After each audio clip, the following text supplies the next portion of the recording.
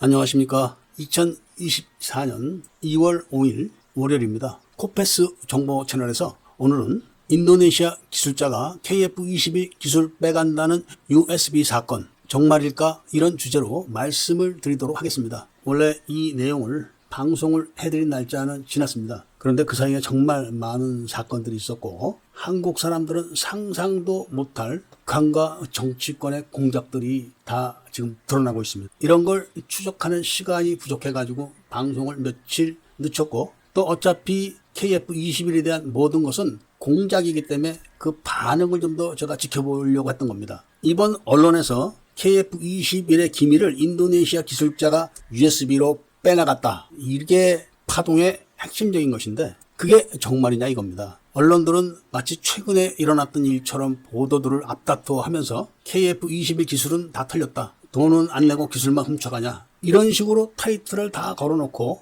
뉴스의 맨 끝에서는 조사한 결과 USB에는 기술에 대한 보안사항은 없다. 이렇게 언급하고 있는 겁니다. 심지어는 SBS에서는 에이사 레이더 기밀도 빼갔다. 이렇게 보도를 했고 그렇게 상황이 진행되니까 카이는 보도를 하지 마라. 추측성 보도를 하지 마라. 더 이상 언급하지 마라. 이렇게 지금 당부를 하고 있다고 합니다. 사실 이 사건은 대략 한 달 전 정도에 발생했고 공항에서 벌어진 일도 아니고 카이에서 인도네시아 기술자가 공장을 떠나기 위해서 검색을 받다가 드러난 사건입니다. 그런데 공장 내에서는 USB 사용이 금지되어 있기 때문에 당연히 조사를 해야 되는 것은 맞습니다. 그리고 조사를 해서 군사 관련 기밀이 없으면은 그걸로 끝나는 건데 문제는 내부에서 누가 조력을 했냐 이거를 지금 찾고 있다는 겁니다. 그런데 우리는 크게 두 가지를 기본적으로 알고 가야 됩니다. 진짜 카이에서 개발하고 있는 KF-21의 모든 기밀은 이미 중국으로 다 건너갔고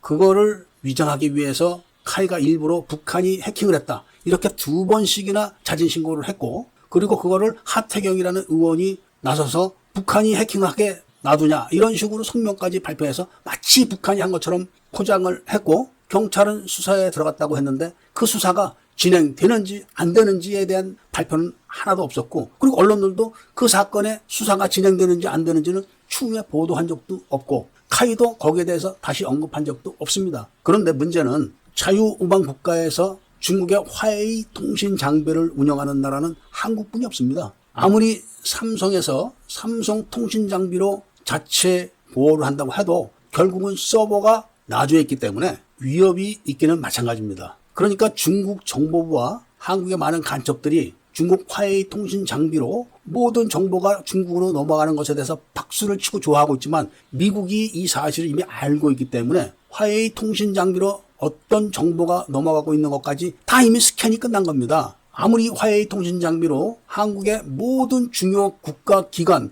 방산업체, 중요 인사 이런 사람들 근처에다가 화웨이 통신 장비를 깔아놓고 정보를 빼나간다고 해도 그 정보가 어떤 식으로 가겠습니까? 결국은 서버를 통해 가지고 인터넷 케이블을 통해서 중국으로 건너가는 거 아니겠습니까? 미국은 이미 이걸 알고 있기 때문에 해저에서 다 스캔을 해가지고 화웨이 통신 장비로 뭐가 건너가고 있는지 다 파악을 하고 있는 겁니다. 이미 단지 정보 보호를 하기 위해서 발표를 안 하고 있을 뿐입니다. 그래서 이 간첩들이 그런 위협을 감지를 했기 때문에 지금 인도네시아를 뒤집어 씌우려고 공작을 하는 겁니다. 이미 지난번 영상에서 중국의 보도 매체의 보도 날짜, 보도 자료도 제가 다 올려드렸지만 어떻게 카이가 KF-21을 지상실험을 할 때 중국의 FC-31이 같이 지상시험을 합니까? 그리고 그 시기에 바로 또 북한이 해킹했다고 신고를 두 번씩이나 합니까? 그리고 그거를 언론들이 보도를 했습니까? 마치 지금 인도네시아가 KF-21의 기밀을 훔치다 걸린 것처럼 대대적으로 보도를 하고 있고 모든 손가락 부대들이 인터넷상에서 댓글로 전부 다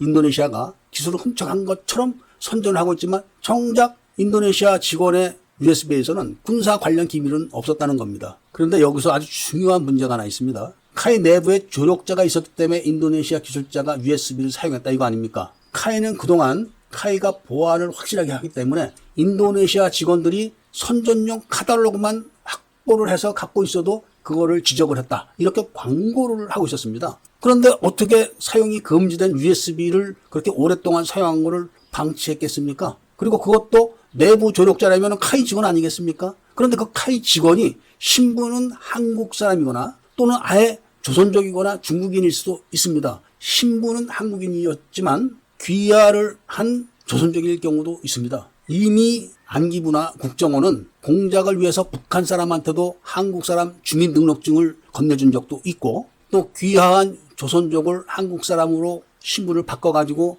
주민등록증과 여권을 발급해서 해외에서 식당을 운영하면서 그 식당이 북한 공작원들의 아지트로 사용된 적도 여러 번 있었습니다. 물론 당연히 카이 내부의 조력자를 발표할 리는 없겠지만, 만약에 그 조력자가 신분이 세탁된 조선족이다, 이렇게 되면은 어떤 결과가 나올까요? 이 KF-21의 모든 문제는 북한에 큰 돈을 건네야 되는 문재인이가 방사청 소속인 카이를 인수인계하기 위해서 인기가 많이 남은 카이의 하성룡 사장을 돈을 떼먹었다, 이런 누명을 씌워서 그 사람을 구속시키고 그 경영진들을 싹 다 내쫓아 버리는 데서 시작된 겁니다. 그 내쫓긴 경영진과 횡령으로 구속됐던 하성룡 사장은 바로 인도네시아의 사업 파트너입니다. 그렇기 때문에 그런 조치를 취하기 전에 인도네시아에 어느 정도 언급을 해줬어야지 맞는 겁니다. 왜냐하면 국제 관례가 그런 거죠. 그런데 하성룡 사장이 1심에서 무죄로 나온 겁니다. 그러니까 인도네시아는 바로 알아차린 거죠. 아,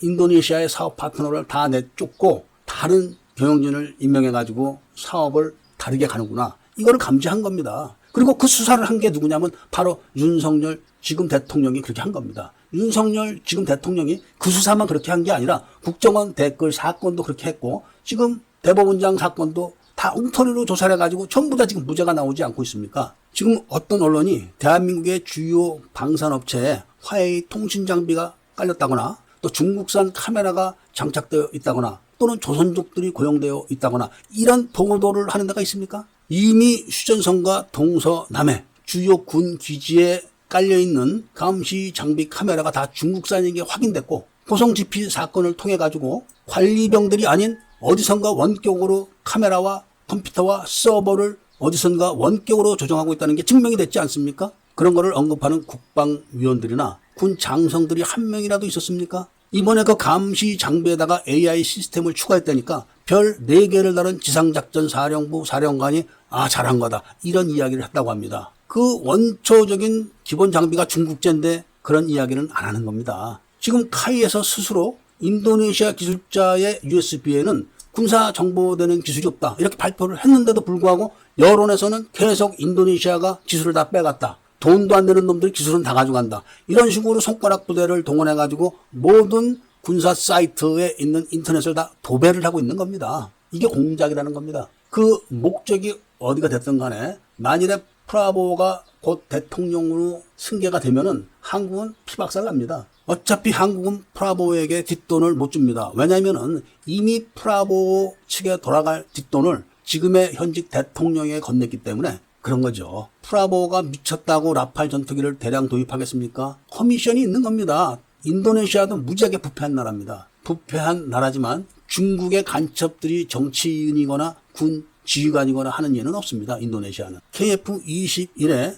군사 기밀이 모조리 중국으로 넘어간 것은 미국은 이미 다 확인을 했습니다. 단지 그거를 어떻게 활용을 해야 될지는 미국의 정책에 딸린 겁니다. 이거를 감지한 몇몇 주요 인사들이 지금 공작을 꾸며서 인도네시아에게 다 뒤집어 씌우려고 하는 것이고, 인도네시아가 중국과 친하기 때문에 중국에 이미 기술을 넘겼다, 이런 취지로 계속 손가락 부대들이 작업을 했었습니다. 그런데 인도네시아는 중국 어선들이 불법 어로 작업을 하는 거를 다 잡아가지고 어선을 폭발을 해버린 나라입니다. 그러니까 최소한 인도네시아 정치 지도자들이나 군 지휘관들은 중국 간첩은 없습니다. 그 점이 바로 우리나라하고 다른 점입니다. 따라서 이번 인도네시아 직원의 USB 사건은 그냥 정치 공작일 뿐이라는 말씀을 드리면서, 인도네시아를 KF-X 사업에 끌어들이기 위해서 기술을 주겠다고 거짓말을 했던 것도 한국이고, KF-X에 투자하면은 한국은 인도의 수송기 사업에 투자하겠다, 이렇게 약속해 준 것도 한국입니다. 그래놓고 돈 받아놓고 곧바로 문재인이가